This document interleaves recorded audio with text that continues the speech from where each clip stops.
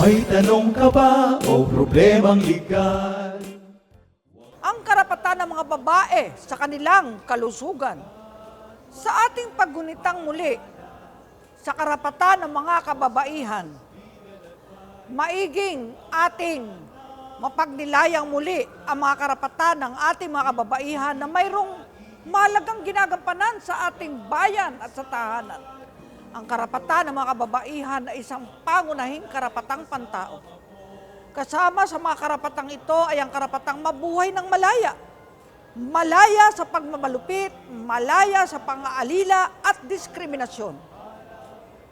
At karapatang magkaroon ng edukasyon, ari-arian, kumita ng patas at pantay na sahod. Kasama rin sa mga karapatang ito ay ang karapatan para magkaroon ng isang maayos na kalusugan. Wala na pong aliping sagigilid at aliping namamahay ngayon kagaya ng panahon ng Kastila.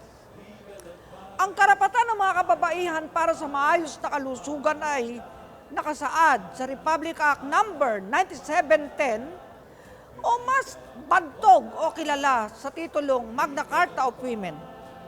Nakapaloob dito ang pulisiya ng bansa o estado na bigyan ng kalakasan ang kapakanan ng mga kababaihan, lalo na sa kanilang kalusugan ayon sa Section 17 ng nabanggit na batas. Pulisiya ng Estado ang magbigay ng serbisyong pangkalusugan, programa na komprehensibo, sensitibo at sasakop sa buong bahagi ng buhay ng isang babae. Dapat din pong nakatuon ang mga serbisyo at programa sa pangunahing dahilan laban sa madaliang pagkamatay. Alinsunod sa pulisiyang ito, ang mga kababaihan ay binibigyan ng daan para sa mga sumusunod na serbisyo.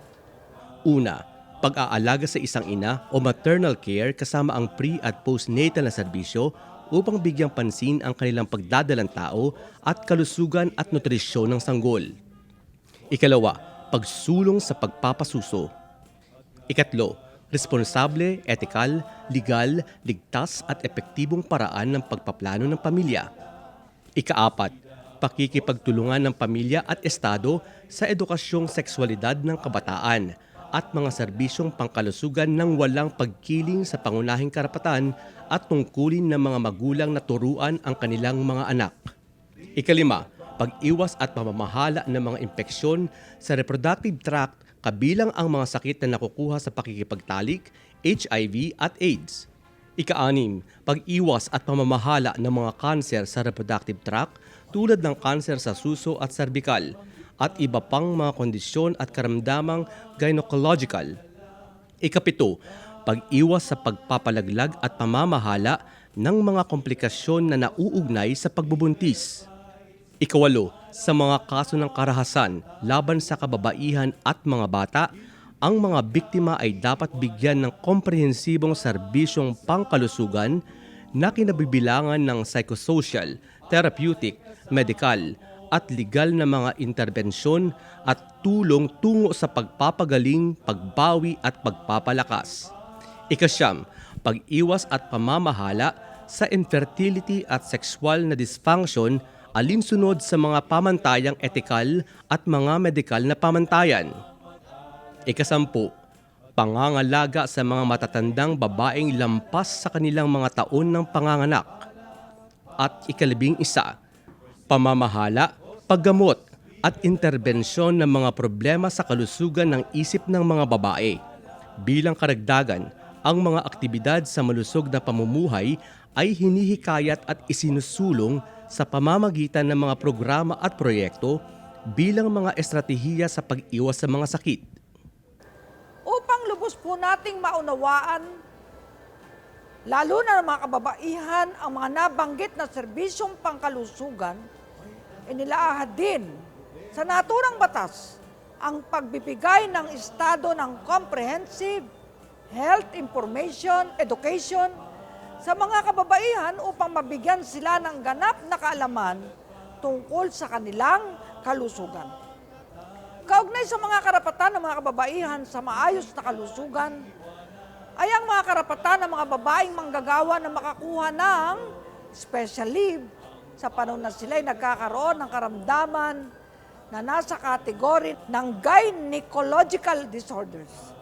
Ito ay ayon sa Section 18 ng nasabing batas kung saan nakasaad na Section 18.